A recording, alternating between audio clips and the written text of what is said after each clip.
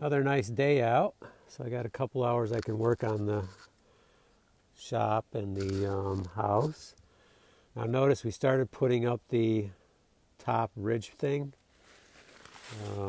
overhang, kind of a drip edge. I was going to slide it underneath the shingles. That's really what I thought I should do, but you really couldn't get it under far enough. So you can see we're overlapping it, which is totally fine. Not sure why I didn't think of that sooner. If we do replace the roof, then they would take them off and put them underneath. Over here on the house, we finished off the top edge there. I don't know if you can see that very good. The fascia.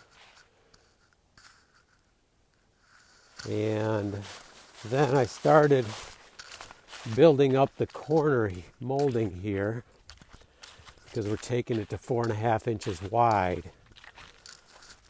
So we have the width, so we'll put another piece on top of this.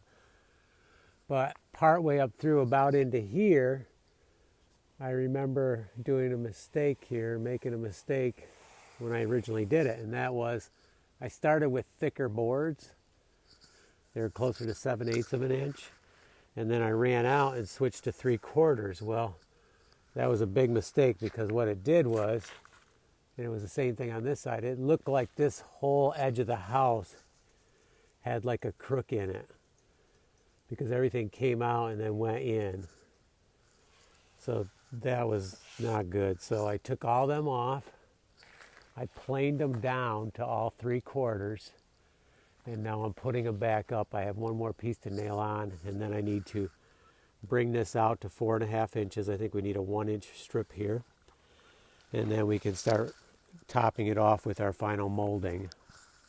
The other thing I noticed was the bugs like crawling in here and then getting into that void in there.